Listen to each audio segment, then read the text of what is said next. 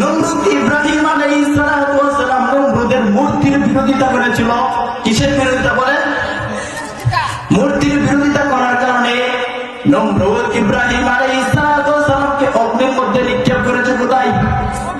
এই দেশের হকপন্থী আলেম সমাজ স্বৈরাচারের বাবা ভাস্কর্য নামক মূর্তির বিরোধিতা করেছিল। এই জন্য স্বৈরাচার হাসিনা আলেম ওলামাদেরকে জেলখানার মধ্যে বন্ধ করেছিল।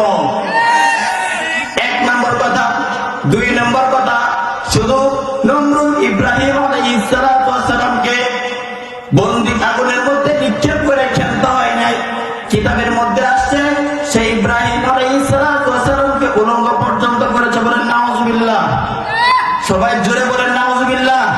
আরে ভাই, ঈমানের পরীক্ষা এখানে, বলেন নাউজুবিল্লাহ। তো আল্লাহর নবীকে সে কি করছে? উলঙ্গ করছে। কি করছে? উলঙ্গ করছে।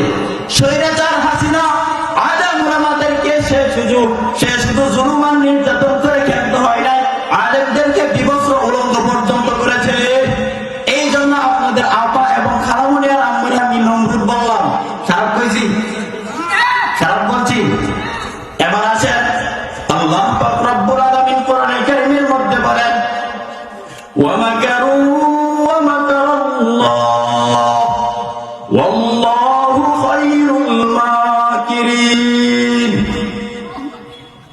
তারা ষড়যন্ত্র করে, চক্রান্ত করে, আমার আল্লাহ পাক রব্বুল আলামিন কৌশল অবলম্বন করেন। কি করেন?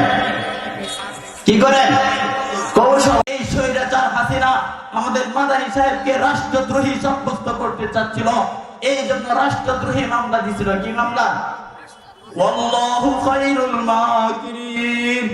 আমার আল্লাহ উত্তম কৌশল অবলম্বন করে প্রমাণ করেছেন মাদানী সাহেব রাষ্ট্রদ্রোহী না। রাষ্ট্রদ্রোহী তো তারা যারা দেশের সম্পদ বাহিরে প্রচার করে, যারা দেশের টাকায় বাহিরে ঘরবাড়ি করে, তারা রাষ্ট্রদ্রোহী। আর রাষ্ট্রদ্রোহীদের স্থান শাহজালালের বাংলায় হয় নাই। কথা বলেন ঠিক কিনা? তৃতীয় কথা, স্বৈরাচার হাসিনা মনে করছিল আলেমরা মোমবাতি। কি বাতি? কি বাতি? মোমবাতিরা ফুৎকার দিলে কি হয়ে যায়? নিভে যায়, যায় কিনা? তো স্বৈরাচার মনে করছে আলেমরা মোমবাতি। আল্লাহ বলেন আলেমরা মোমবাতি না, আলেমরা হলো সূর্যের প্রদীপ। কিসের প্রদীপ? আরে আকাশে যখন সূর্য উদ্ভাসিত হয়, গোটা পৃথিবীবাসী মিলে সেই সূর্যের প্রদীপকে নিভাইতে পারবে? পারবে না। দিন যাবে, সময় যাবে, আলেম উলামা ততই শক্তিশালী হবে। যে বা যারা আলেমদেরকে নিভাইতে চাইবে, তারা সেই সূর্যের প্রদীপে পুড়ে ছারখার হয়ে যাবে। কথা বলেন ঠিক কিনা?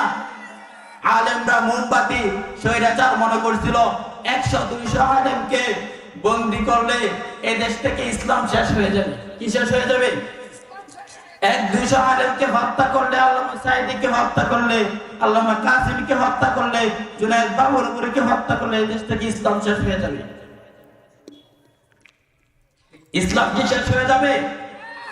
এই স্বৈরাচার হাসিনা ইতিহাস জানে না। ইতিহাস কি? ইতিহাস হলো যেই জায়গায় আবু বকরের মতো ব্যক্তি চলে গেছেন, ইসলাম শেষ হয় নাই। উমর চলে গেছেন, ইসলাম শেষ হয় নাই। উসমান চলে গেছেন, ইসলাম শেষ হয় নাই।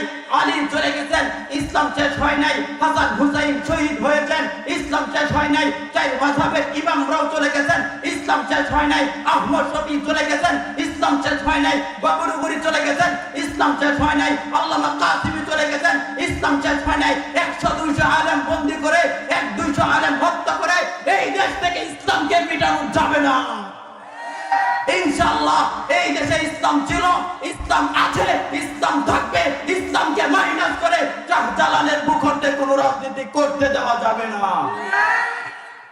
এই শতাব্দী হবে ইসলাম ও মুসলমানদের বিজয়ের শতাব্দী। কিসের শতাব্দী? ইসলাম ও মুসলমানদের বিজয়ের শতাব্দী। এই শতাব্দীতে ইনশাআল্লাহ আমেরিকার ওয়াশিংটনের হোয়াইট হাউসের উপর কালিমার পতাকা উড্ডীন হবে।